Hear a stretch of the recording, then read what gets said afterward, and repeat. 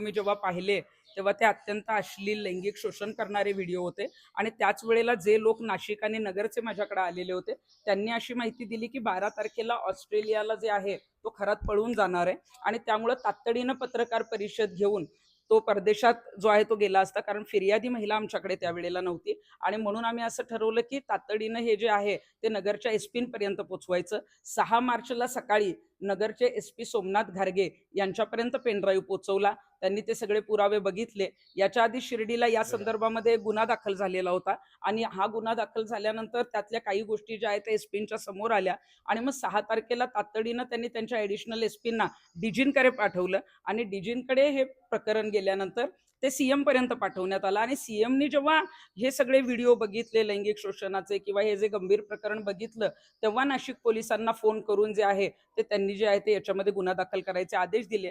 याच्यामध्ये आपण जर बघितलं तर 10 मार्चला जी आहे ती लुकआउट नोटीस जारी केली होती एसपी नगर एसपीने. त्यामुळं खरात जो आहे तो परदेशात पळू शकला नाही.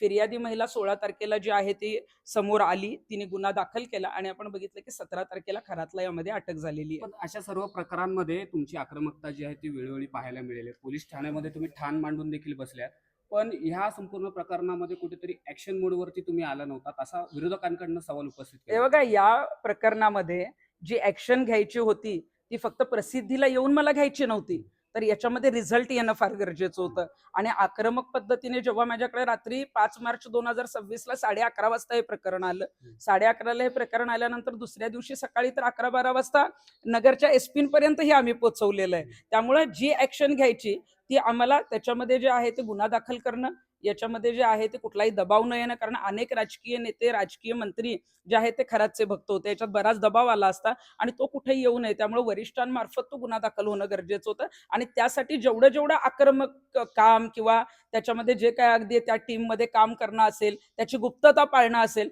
हे सगळं जे आहे ते सुरुवातीला जसं आम्ही केलं. तुम्ही म्हणालात की माझी काम करण्याची पद्धत ही रस्त्यावर ठाण मांडण्याची आहे, पण यावेळेला जे आहे ते खरातला बेड्या पडल्या पाहिजेत, तो परदेशात गेला नाही पाहिजे. यासाठी आक्रमक पद्धतीनं गुप्तपणे काम करण्याचं काम जे आहे ते मी टीम बरोबर केलं. पण ज्या वेळेला तुमच्याकडे हे व्हिडिओ आले त्यावेळेला कुठेतरी तुम्ही सेटलमेंट केली असा आरोप चाकणकर करतात किंवा रुपाली ठोंबरे असा आरोप करतात की तुम्ही देखील सेटलमेंट किंवा ब्लॅकमेलिंग तुमच्याकडनं देखील केली आहे. एवढ्या घाणेरड्या पद्धतीचे आरोप आमच्यासारख्या सामाजिक चळवळीतल्या कार्यकर्त्यांवर करणं, मला असं वाटतं की राजकीय महिलांनी त्यांचं काम करावं. 5 मार्चला मी वारंवार सांगते की माझ्याकडे व्हिडिओ आले. 5 मार्चला व्हिडिओ आल्यानंतर खरातला बेड्या कशा ठोकायच्या यासाठी जे आहे ते आम्ही पुढाकार घेतला. संबंधित पोलिसांकडे गेलो, शासकीय यंत्रणेकडे गेलो आणि मग यामध्ये आपण आता बघतोय की हा रिझल्ट जो आहे ना, की आज खरातला रडायला लागलं. त्याला जे आहे आपण बघितलं असेल की कायद्याचा जिल्हा नाशिक जे आहे ते नाशिक जो आहे तो कायद्याचा बालेकिल्ला हे जे बनायला लागलं ना, याच्यासाठी जो पुढाकार घेतलाय तो तृप्ती देसाईने घेतलाय. त्यामुळे तृप्ती देसाईने आतापर्यंत जे जे काम केले ते प्रामाणिकपणे केलेलं आहे, चळवळीत काम केलेलं आहे. एवढा स्वार्थ कधी जर मला वाटत असता किंवा अशा पद्धतीची कामं करायची असते तर मी 10 वर्षापूर्वीच राजकारणात गेले असते. त्यामुळे मी प्रामाणिक काम करणारी कार्यकर्ती आहे आणि मला असं वाटतंय की या संदर्भात कुणाला उत्तरं देण्यापेक्षा ज्या पोलिसांपर्यंत हे प्रकरण पोहोचवलं किंवा मुख्यमंत्र्यांपर्यंत पोहोचवलं किंवा आता SIT जी स्थापन झाली आहे, पोलिसांना आणि मुख्यमंत्र्यांना सगळी सत्य परिस्थिती माहिती आहे. त्यामुळे कुणीतरी काहीतरी आरोप करतं जे कुठल्या मोठ्या पदावर पण नाहीयेत, ज्यांचं पद काढून घेतलेलं आहे, अशा लोकांनी फक्त आमच्यावर आरोप करायचे कारण त्यांना पद पाहिजे. तर मला असं वाटतं की त्यांनी ते मिळणार नाही. त्यांची तक्रार सुद्धा मी केलेली आहे. राजकीय नेते देखील या मंदिरात आलेले आहेत. जादूटोण्याचे प्रकार इथं देखील मोठ्या प्रमाणात घडलेले आहेत. असे जेव्हा राजकीय मोठे नेते अशा स्तरावरती येतात किंवा कुठल्या बंधू बाबाला आपला गुरुस्थानी मानतात, याबद्दल काय भावना असते? बघा, रुपाली चाकणकर तर या ट्रस्टवर पण होत्या. जेव्हा आम्हाला हे सगळ्यात पहिला कळालं होतं तेव्हा आम्हाला वाटलं होतं की ट्रस्टवर एखादी व्यक्ती कदाचित आध्यात्मिक मंदिर आहे, एखाद्या ट्रस्टवर राजकारणी असू शकतो. परंतु प्रत्येक कार्यक्रमात असेल, त्यांच्या घरगुती कुठल्याही याच्यात असेल किंवा त्यांच्या प्रत्येक निर्णयात जे आहे ते चाकणकर जे आहेत ते स्पष्टपणे दिसत आहेत. जेव्हा श्रीरामपूरच्या वर्तमानपत्रात 2025ला ही बातमी आली त्यावेळेला पण चाकणकरांनी दबाव आणलेला होता. आत्ता जेव्हा शिर्डीला खरातला अटक होण्यापूर्वी जेव्हा 10-12 दिवसापूर्वी गुन्हा दाखल झाला, त्यातले जे तपासी अधिकारी आहेत त्यांनाही पुण्यात बोलवून जे आहे ते चाकणकरांनी झापलेलं होतं. म्हणजे कुठंतरी खरातना वाचवण्या लपवण्याचा प्रयत्न चाकणकर करत होत्या आणि मला वाटते म्हणूनच रुपाली चाकणकरांची सुद्धा SIT चौकशी होणं गरजेचं आहे, कारण त्या ट्रस्टी पण होत्या.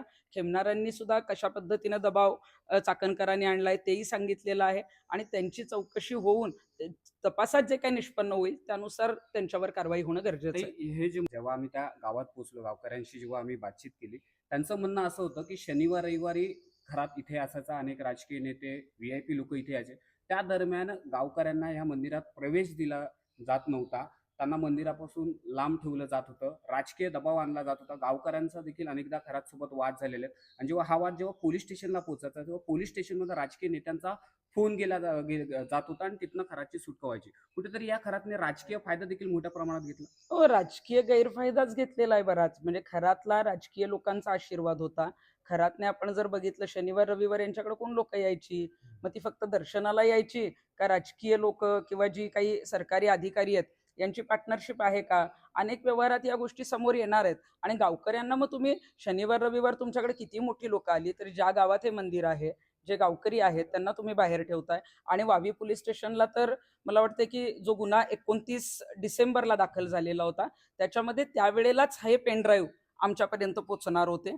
परंतु त्यावेळेला या भागातले जे IG आहेत त्यांनी आणि काही LCB अधिकारी आहेत त्यांनी कुठेतरी दबाव आणून हे प्रकरण जे आहे ते आपण बघितलं असेल की 29/12ला एक गुन्हा दाखल झाला आणि IG दत्तात्रय कराळेंमुळे हे जे व्हिडिओ आहेत जे आमच्यापर्यंत पोहोचणार होते ते पोहोचू शकले नाही. तो उशीर झाला आणि म्हणूनच 4 महिने उशिरा म्हणजे 5 मार्चला आमच्याकडे ते व्हिडिओ पोहोचले. ते शेवटचा प्रश्न, आता तुम्ही SIT टीमची देखील भेट घेणार आहात. काय पुढचा पाठपुरावा असणार या संपूर्ण प्रकरणात? या संदर्भामध्ये SITच्या ज्या आता प्रमुख आहेत तेजस्विनी सातपुते अत्यंत डॅशिंग पोलीस अधिकारी आहेत. त्यांनी साताऱ्याला SP म्हणून खूप चांगलं काम केलंय, सोलापूरला खूप चांगलं काम केलेलं आहे आणि मला असं वाटतंय की मुख्यमंत्र्यांनी खूप चांगल्या पद्धतीनं त्यांच्यावर जी जबाबदारी दिलेली आहे तर आमची त्यांच्याकडून एवढीच अपेक्षा आहे की याच्यामध्ये कुठेही कमी पडता कामा नये.